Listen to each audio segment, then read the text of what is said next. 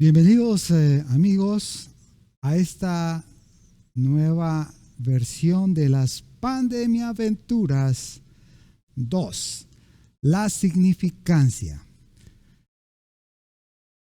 Queremos recordarles que pueden suscribirse a este canal marcando la campanita, dejando sus comentarios y también sus likes. Háganos saber cuáles son sus necesidades y en qué manera podemos servirles mejor.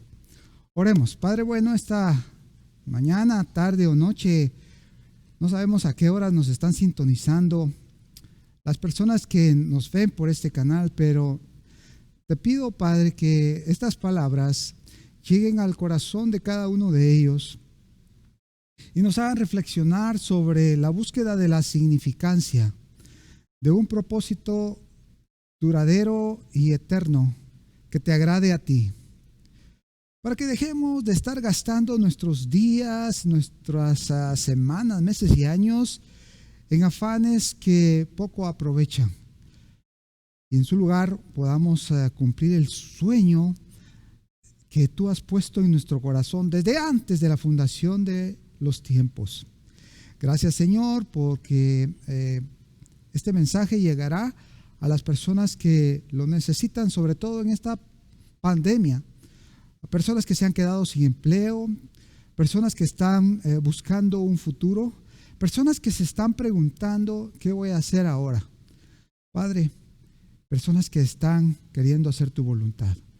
Te doy gracias en el nombre de Jesús, porque sabemos que esta palabra no regresará vacía, sino antes bien cumplirá el propósito por el cual ha sido enviada.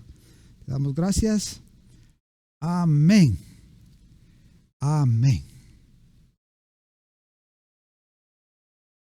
Quiero contarles que provengo de una familia numerosa de 7 hermanos, uno en el cielo. Mis papás se conocieron hace 60 años en una oficina de gobierno. Él era un estudiante de los primeros años de la Facultad de Ingeniería de la Universidad Estatal. Ella, una secretaria comercial. Bea Flor, en medio de aquel lugar cuyas oficinas estaban allá por la 14 calle y séptima avenida de la zona 1 en la ciudad de Guatemala. El entonces Instituto de Transformación Agraria INTA. Para el final de aquel 1960, sus vidas quedarían ligadas y años más tarde nacería el primer fruto de aquella unión, quien hoy les habla. Al poco tiempo de haber nacido, enfermé gravemente de meningitis con tan solo 11 meses de edad y después contraje una fuerte infección intrahospitalaria, de esas que les dicen nosocomiales. Pero de todas ellas, las plegarias de mis padres y el bondadoso corazón de Dios me tienen hoy acá. Mi infancia transcurrió en una colonia de clase media en la ciudad de Guatemala, allá en la colonia Monja Blanca de la zona 5. Sería por varios años el lugar en donde pasé mi alegre etapa de niñez. Recuerdo barranquear peligrosamente entre las montañas de los alrededores y hasta hacer expediciones temerarias a uno de los ríos circunvecinos. Yo contaba con escasos 5 años. Hoy todo eso es la famosa calzada de La Paz. Imagínense.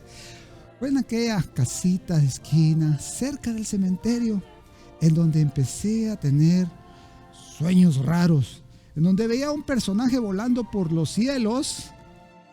Su atuendo parecía el de un monje. Lo sabría muchos años más tarde revisando pesados tomos de enciclopedias y libros de historia. Aquel sueño era repetitivo y siempre empezaba y terminaba en la misma manera. En él yo podía ver a personas vestidas con trajes de colores, especialmente mujeres y niños, y que estaban muy entristecidos y muy angustiados por la situación que les tocaba vivir. Y como yo solo tenía 5 años, no entendía que aquellos atuendos de colores diversos con los que estaban ataviadas las personas en mis sueños eran los trajes típicos que utilizan principalmente las mujeres mayas de las zonas rurales en mi país, Guatemala. En el sueño este personaje volador tenía compasión de aquellas mujeres que gritaban y lloraban, se miraban desesperadísimas. Y de alguna manera yo sabía que el fin de su notable sufrimiento, gracias a este hombre santo, que ahora parecía detenerse sobre una nube, estaba pronto. ¿Pero qué? Se necesitaba, aunque fuera en una forma mínima, de algún esfuerzo humano. Cuando tuve 7 años, mi papá me inscribió en el que fuera su alma mater, el Colegio La Juventud. Estudié en el centro de la ciudad casi siempre y conforme mi papá ascendía en su trabajo, también pude optar a un colegio en el cual terminé mis días. Un colegio de 200 años de antigüedad, de mucho abolengo, fundado y liderado por sacerdotes católicos, el cual marcó mi vida muy, muy positivamente. Y despertaría a mis escasos 12 años el deseo de superarme, de conquista, de triunfo. Fue ahí cuando visité la Biblioteca Nacional por primera vez. Quedaba cerca del colegio, en el centro de la ciudad. Así que ahí, pienso yo, debía haberme topado en alguna de las páginas de los pesados volúmenes de las enciclopedias que consulté o de los libros de historia, con el traje de aquel superhéroe, el hombre santo que venía volando en mis sueños y que tenía compasión por la gente vestida de colores. Fue en este tiempo que tuve las primeras sospechas sobre la identidad de aquel Salvador. Después de recibirme en el año 1980, ingresé a la Facultad de Ingeniería y la verdad ya no me acordaba del sueño y menos de la gente con vestidos de colores. Ahora mis deseos eran de conquistar el mundo, hacer mi primer millón, casarme con la mujer más hermosa que pudiera. Dios me lo concedió todo. En la medida que pasaba el tiempo, los hijos crecían, los años avanzaban, y ya no me acordaba más del sueño, aquel que tuve en la casita de esquina, cerca del cementerio, y tampoco de la gente de la ropa de colores. Y empezaba a dudar de aquel hombre santo, el que volaba y que se preocupaba por los demás. En el último trabajo que tuve, me dediqué a distribuir productos farmacéuticos. Era el socio fundador y también el gerente general de esta exitosa compañía. La primera en traer productos medicinales de la China continental hasta Guatemala. La vida era placentera. Ahora yo planeaba comprar una casa, irme de viaje con mi familia, estudios en el extranjero. Y no digo que esto esté malo, por el contrario, deseo que puedas obtener eso y más. Para ti y para los tuyos, es mi deseo. Pero hace 10 años dejé de trabajar. Me fui a las montañas del Ixil y empezamos allá, en aquella región, una fundación. Cabe destacar que la región Ixil fue de las más castigadas, de las más golpeadas por un conflicto armado interno que en mi país dicen que duró más de 36 años, pero la verdad considero que fueron más de 50 años de problemas que dejaron muchas heridas en los hombres de aquella región, pero sin duda las que más sufrieron fueron las mujeres y los niños. Por muchos años hice las cosas a mi manera, desde el colegio hasta la compañía farmacéutica. La fama y la fortuna pueden empalagar a cualquiera, pero no debemos de perder este hecho, esta anotación. Por favor, recuérdalo. Todo esto solamente son éxitos a corto plazo. Si queremos crear significancia y verdaderamente lograr un impacto duradero y ojalá eterno, entonces tenemos que vivir de una manera diferente y pagar el precio, lo cual no solo implica sacrificios, quizá pérdida de estatus, de ingresos, hacerlo con pasión, con diligencia, con prestancia, pero el verdadero precio a pagar El verdadero precio a pagar es hacer tres cosas realmente: rendir nuestra voluntad, obedecer y tener el coraje para cumplir con nuestra misión en esta vida. Entiendo perfectamente que el renunciar a un empleo con los beneficios financieros que esto implica o empezar algo desde cero es algo desafiante. A mí me dio un temor grande. Era como que si yo estuviera caminando hacia la orilla de un barranco, hacia la orilla de un precipicio, y estuviera a punto a dar el paso final, brincando con la esperanza de que una mano milagrosa me sostuviera en mi caída para no darme un golpe severo. Así que, armado de valor, le pedí a Dios que su mano fuera la que me sostuviera y que de ese día en adelante yo pudiera pasar a formar parte de su planilla. Cosa que ha sucedido de una forma impresionante y más abundantemente de lo que yo hubiera podido esperar o imaginar. Ahora mismo, si tú estás pasando un momento decisivo en tu vida, si estás desempleado por esta pandemia o te estás cuestionando realmente qué vas a hacer en los años que te quedan, creo que estás buscando significancia. Creo que estás preguntándole al Señor, ¿habrá algo más que trabajar 30 días al mes para acumular cierta cantidad de dinero y luego empezar otro ciclo de 30 días y así pasar toda mi vida? Creo que este es un momento decisivo para tu vida.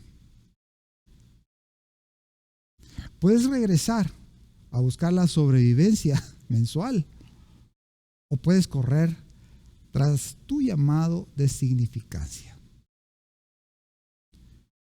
Y este llamado puede estar perfectamente también en un empleo, en una posición. No estoy diciendo que todos los llamados tengan que ser dejar lo que haces e irte a las montañas. Yo no sé, ese fue mi llamado particular. No sé cuál es tu llamado de significancia, donde tú encuentras que lo que estás haciendo tendrá una trascendencia eterna y te brindará satisfacciones sin medida. ¿Sabes? La posición más elevada de todas la ocupó un hombre al que le importó una sola cosa.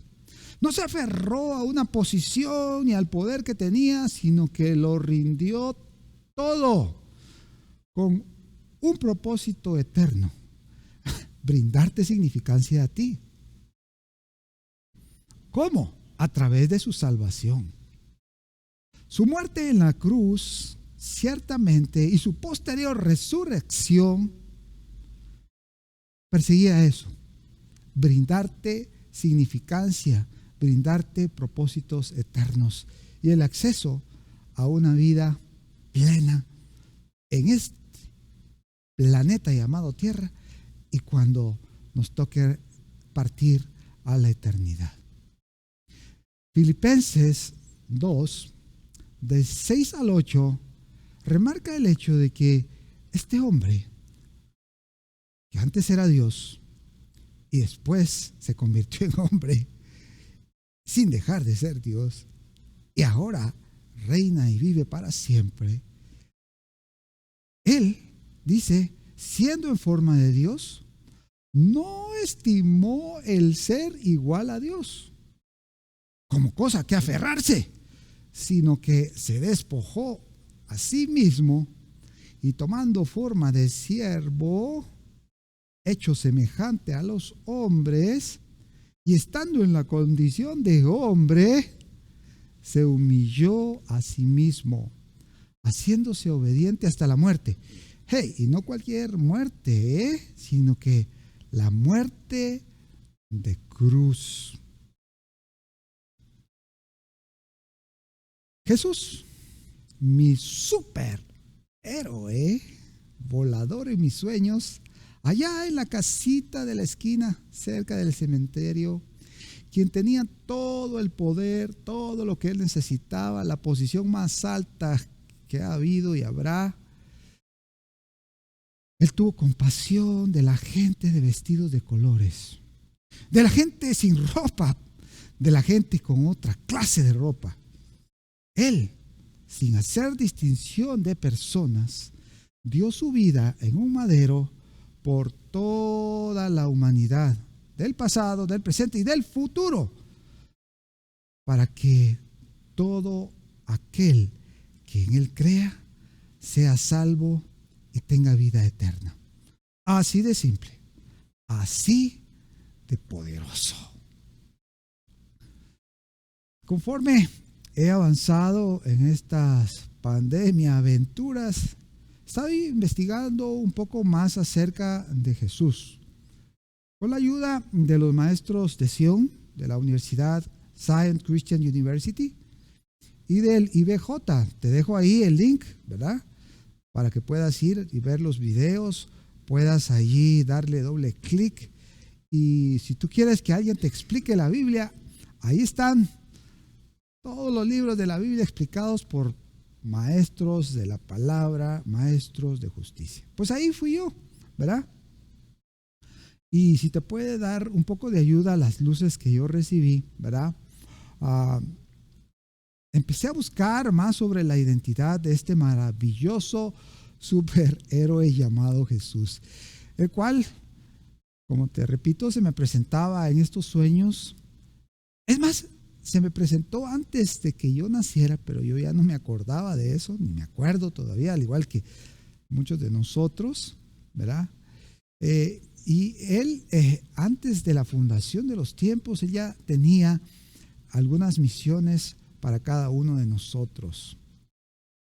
Allá por el año 1968, esas visiones empezaron a hacerse repetitivas. Allá en la casita de la esquina cerca del cementerio. Y entonces él me dejó entrever lo que sería mi misión. Allá en las montañas del Ixil, con la gente de vestidos de colores. Muchos profetas hablaron de Jesús y estuvieron anunciando acerca de él aún años antes de que naciera él, cientos de años antes de que él naciera, miles de años. Este evento, que fue el más importante de la eternidad,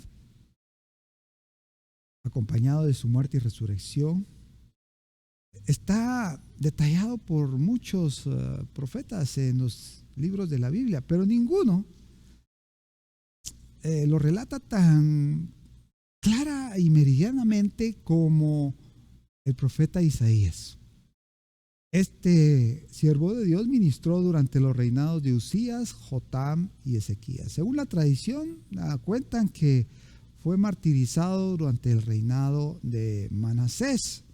Los puntos principales que abarca Isaías son la vida del Señor Jesucristo y algunas profecías con respecto a la historia futura de Israel. Es un libro único, tiene 66 capítulos. Se parece a la Biblia en su versión Reina Valera que nosotros usamos, con 66 capítulos. Y aparece una primera división de 39 capítulos, justo como el Antiguo Testamento, y luego los capítulos que corresponden al Nuevo Testamento también. Ese es increíble, ¿verdad? Incluso tiene un capítulo que conocemos como el Apocalipsis de Isaías. Y por eso se le llama la mini Biblia. El libro de Isaías contiene notables profecías con respecto a la vida de Cristo, las cuales nuestro Señor cumplió de manera magnífica, hermosa, precisa, durante sus aproximadamente 30 años de preparación y durante sus 3 años y medio de ministerio público. Sorprendentemente, apunta el pastor Brian Bailey, acá también se ven los tratos de Dios a la vida de su Hijo amado, lo cual no se menciona en los relatos de los evangelios, pero aquí está en Isaías. Para los escépticos, Dios nos jugó una broma y en el año de 1947 fue encontrado un rollo, un manuscrito, junto con otros rollos, ahí por pastores beduinos, ¿verdad? Y el rollo pasó de manos en manos. Los beduinos se lo vendieron a un Anastasio Samuel y a su vez se lo vendió a otra persona, hasta que llegaron a las manos de Yigael Yadin, quien, estando en Estados Unidos, los compró por $250,000 en 1954, y lo que él hizo fue devolverlos a Israel. Por eso es que hoy podemos ver el rollo junto con más de otros 200 fragmentos, a los cuales se le llaman los rollos del Mar Muerto, allí en el santuario del libro, en el Museo de Israel, guardaditos ahí en Jerusalén, ¿verdad? Son 17 hojas de pergamino, y este documento de Isaías tiene cerca de 8 metros de largo. O sea, no es un libro como lo conocemos, sino que es un rollo, 30 centímetros de alto, escrito en 54 columnas de texto. Es sorprendente porque las partes del rollo de Isaías han sido analizadas científicamente por Carbono 14. Al menos se le han hecho 4 pruebas y las fechas coinciden, ¿verdad? Alrededor del año 300 antes de Cristo.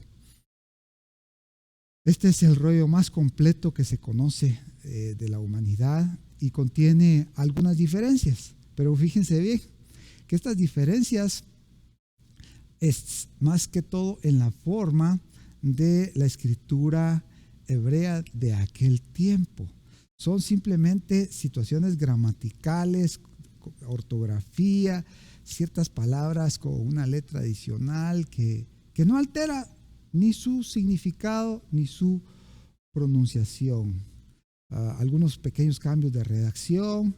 En fin, es una copia textual de lo que nosotros podemos encontrar en nuestras Biblias, en el libro de Isaías. Es sorprendente, es emocionante también, porque nos da con meridiana precisión, salvo algunas inexactitudes de traducción u ortográficas, ¿verdad? Lo que hoy conocemos como el libro de Isaías, ahí en nuestras Biblias, como decíamos, ¿verdad?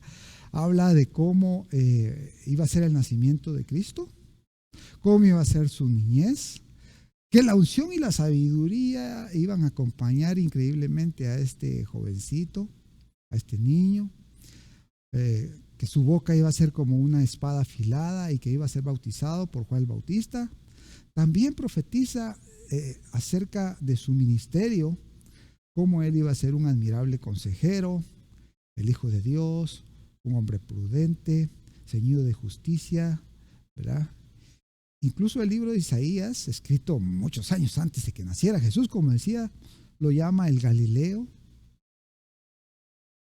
Recordamos que el 70% de los milagros de Jesús fue hecho precisamente acá, en Galilea.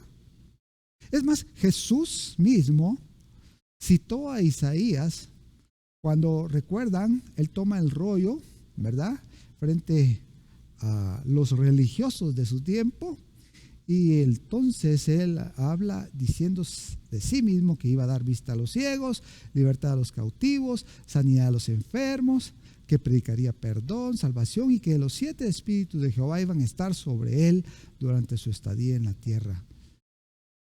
Isaías también habló sobre cómo iba a ser el final de la vida de Cristo, muy específicamente sobre su crucifixión, lo que él padeció, esa espalda golpeada, un varón de dolores, experimentado en quebrantos, golpeado de tal manera que nadie lo iba a reconocer. Habla también de su resurrección y de que los muertos vivirían y sus cuerpos resucitarían. Esto explica que varias personas vieron cómo cuando Jesús expiró, hubo fenómenos ahí inexplicables, pero acá estaban explicados ya, ¿verdad? También explica su segunda venida. Interesantemente, cuando Jesús cita Isaías 61, se detiene en la última coma y no dice nada acerca de la segunda venida. Si quieren, leemos en Lucas 5, 17 al 19, ¿verdad? Dice que se le dio el libro del profeta Isaías, y habiendo abierto el libro, halló el lugar donde estaba escrito, y él leyó: el Espíritu del Señor está sobre mí, por cuanto me ha ungido para dar buenas nuevas a los pobres, me ha enviado a sanar a los quebrantados de corazón, a pregonar libertad a los cautivos y vista a los ciegos, a poner en libertad a los oprimidos, a predicar el año agradable del Señor. Y ahí se quedó. Dice que enrollando el libro, lo dio al ministro y se sentó, ¿verdad? Entonces todos los ojos de la sinagoga estaban fijos en él, ¿verdad? Y decía: ¿y qué pasó ahorita? Y él comenzó a decirles: hoy se ha cumplido esta escritura delante de vosotros. Estaba leyendo Jesús Isaías 61, 1 y 2. Precisamente, como digo, omitiendo la última parte después de la coma. Si él hubiera leído después de la coma y después agregó, ustedes han visto el cumplimiento de eso el día de hoy, hubiera sido inexacto. ¿Por qué? Porque él está reservando la parte que viene después de la coma para su segunda venida. Veamos Isaías 61. Dice en el versículo primero: el Espíritu de Jehová el Señor está sobre mí, porque mi ungió Jehová me ha enviado a predicar buenas nuevas a los abatidos, a vendar a los quebrantados de corazón, a publicar libertad a los cautivos, a los presos apertura de la cárcel, a proclamar el año de la buena voluntad de Jehová. Punto.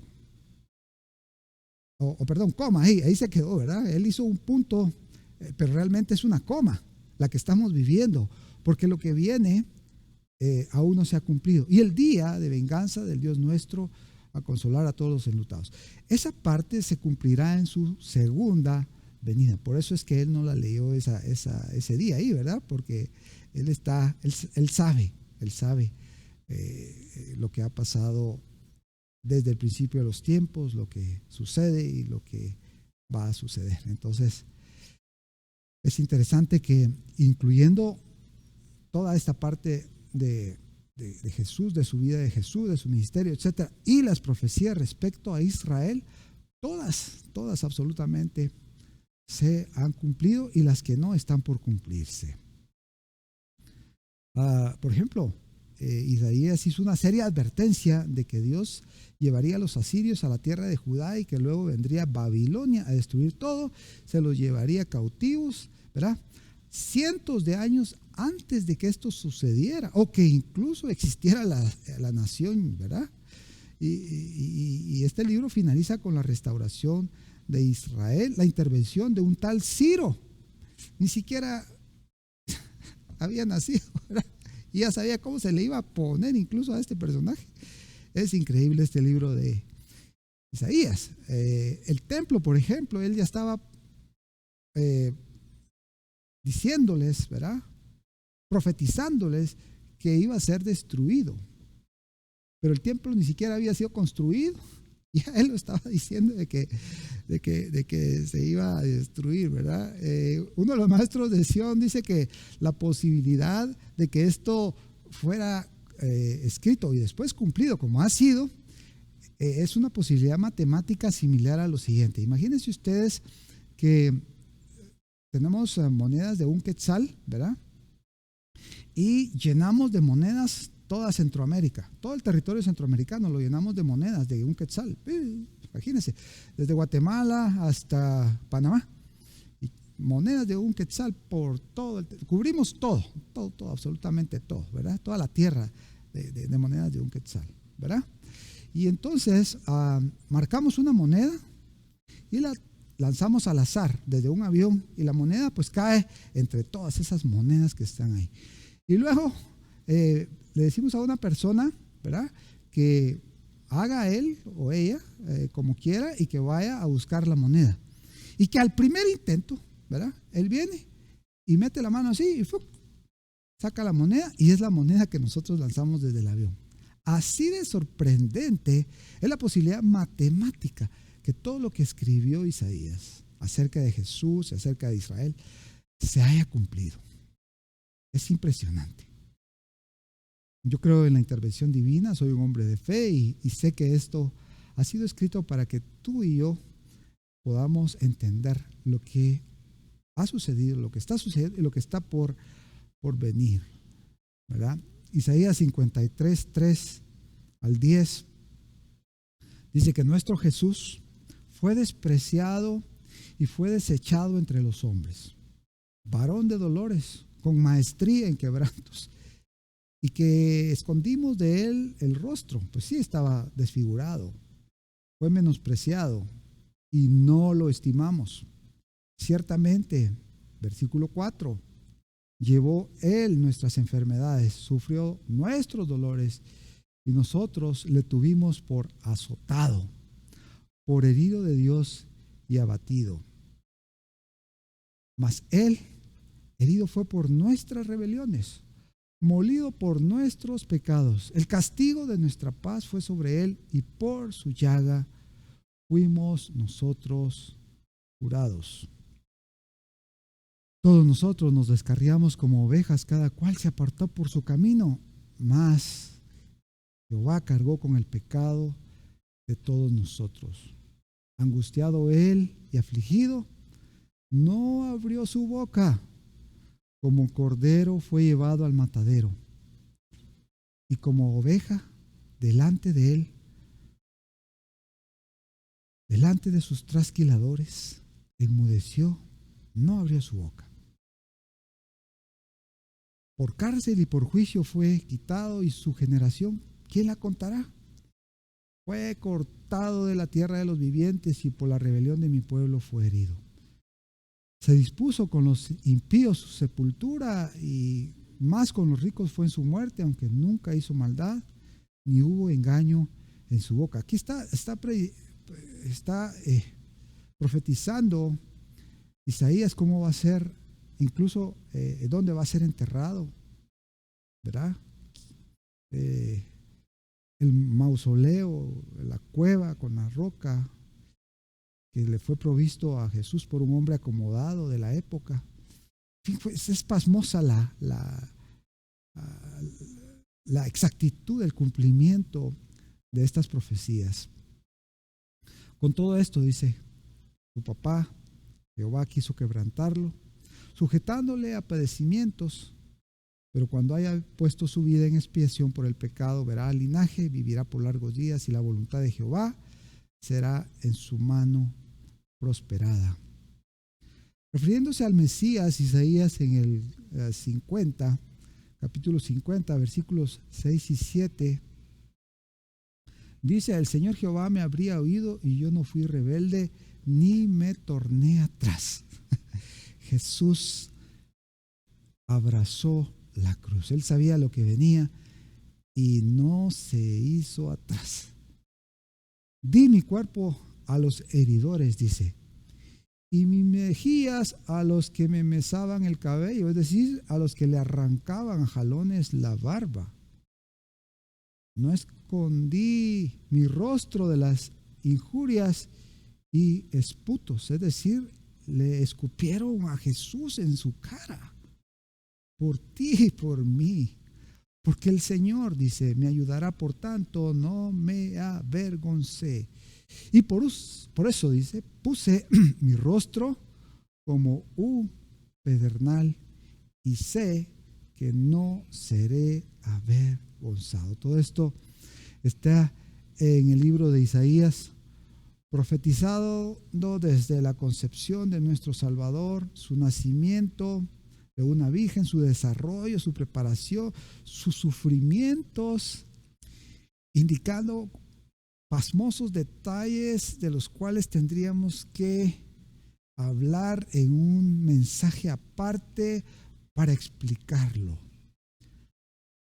Si quieres adentrarte en esto, en el Instituto Bíblico Jesucristo hay un libro que se llama Isaías, y en esa lección sobre el libro de Isaías puedes ahondar en esto. Te dejo la dirección ahí, del IBJ y el link de YouTube para que puedas ir allá. Es pasmoso, es pasmoso.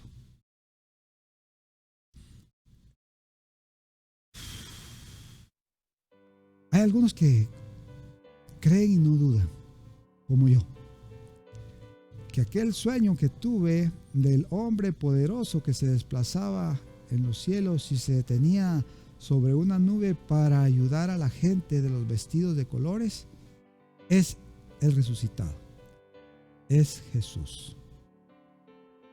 Eso mismo me hizo renunciar hace 10 años. El día que me fui para el Ixil, ese día dejé de trabajar y empecé a divertirme. Ese día también, y casi sin saberlo, imperceptiblemente, empezó la travesía para cambiar la vida de cientos de jóvenes con vestidos de colores. Una vida a la vez. No fue fácil al principio, tengo que confesárselos. Pero hoy, 10 años más tarde de esa decisión, puedo decirles que ha sido lo mejor que me ha pasado. Ahora veo cómo las dinámicas normales de trabajo y de la vida misma son muy diferentes. Desafiantes, sí. Pero lo mejor de todo es que son altamente gratificantes. De eso se trata la significancia.